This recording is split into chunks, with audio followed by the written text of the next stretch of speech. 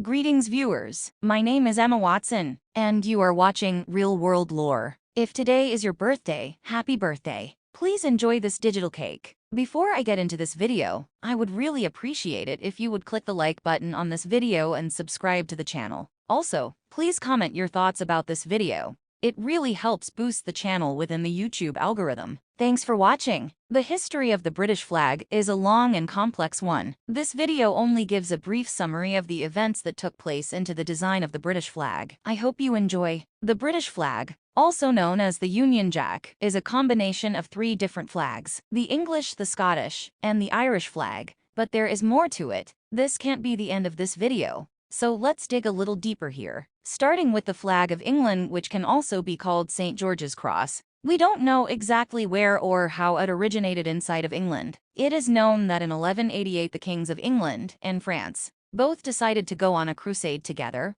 and in order to distinguish their armies between the two, the English used a white cross, and the French used a red cross. For whatever reason, at some time the English may have adopted the red cross that was used by the French. There is a legend that King Richard the Lionheart, on the Third Crusade, adopted the symbol for usage in the English crusading armies. But it's pretty unclear historically the first recorded use of the red cross on a flag within England. It was used as a maritime flag within the English Navy in 1545 during the English Reformation. St. George rose to become the primary patron saint of England, and all the religious flags, other than his own, were abolished within the country. This left a lot of room for his cross to become even more associated with England. Moving on to the Scottish flag, which is called St. Andrew's Cross. Its origins revolve around the martyr of St. Andrew. St. Andrew is the patron saint of Scotland, and according to legend he was crucified on an X-shaped cross. The familiar X shaped with the image of St. Andrew crucified first began to appear in Scotland in 1180, during the reign of William. The first sight of that image would also be depicted on official seals within Scotland during the late 13th century. The image of St. Andrew would be removed to form a simpler X shape, sometime in the 14th century. Then in 1385 the Scottish Parliament ordered that Scottish soldiers serving abroad in France had to wear a white X on their armor to distinguish themselves. This was the first confirmed historical usage of the familiar white X, with a blue background on a flag inside Scotland. 3 years before the English first used St. George's Cross in their navy, the first edition of the Union Jack flag originated in 1606, 3 years earlier in 1603. The origins of the Union Jack can be traced back to the early 17th century, when James VI of Scotland became James I of England, Ireland, and Scotland. Despite there being three kingdoms, all were ruled by the same monarch. They each remained separate, but James ordered a new flag to symbolize the union between his native kingdom of Scotland and the king. So two different versions were created. There is the more familiar English version of the flag, which was used in England, and the less familiar Scottish version, which was of course used in Scotland. Both of these flags were used in limited forms, because both kingdoms were made politically separate,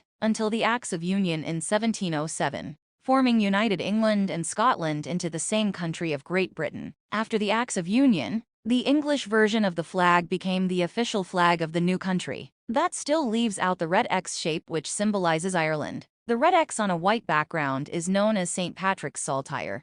It is a symbol of St. Patrick, and began to be associated with Ireland as a whole only in the 1780s. It was adopted as a symbol of the Order of St. Patrick, which was an order created by the English King George III. Ironically, as a consequence of this, many Irish nationalists have rejected this flag as a British invention, to represent Ireland for themselves. The flag had some usage in Ireland before 1783, but it's rather unclear if it was used on the coat of arms of the powerful Fitzgerald family in Ireland. It also appears on the backsides of some Irish coins minted around 1480 in honor of the Fitzgeralds. So before 1801, Ireland had been a part of a personal union inside Great Britain. On January 1, 1801, the kingdoms of Great Britain and Ireland were formally united into the nation now named the Kingdom of Great Britain and Ireland, in order to represent this addition of Ireland into the kingdom, and the flag was again changed with a red X cross, so that all three kingdoms would be represented on one single flag. This Union flag has remained in place, even after the majority of Ireland left the United Kingdom. The red X cross now represents Northern Ireland, which still remains a part of the kingdom, in addition to being the flag of the United Kingdom. The flag has been used on several other national flags that used to be a part of the British Empire. It was a part of the United States flag until 1777, when a certain rebellion changed all of that. A part of the Canadian flag all the way up until 1965, when they voted to change it. A small part of the South African flag up to 1994, when apartheid finally ended, and continues to remain a part of the national New Zealand, Australia, Tuvalu, the Cook Islands, Fiji, and the Canadian provinces of British Columbia, Ontario, Manitoba, Newfoundland, and the United States state of Hawaii. And as for the English flag with St. George's Cross, it is also found on the flag of Alberta, Canada. With current events like the New Zealand flag referendum and the Scottish referendum to leave the United Kingdom in 2014,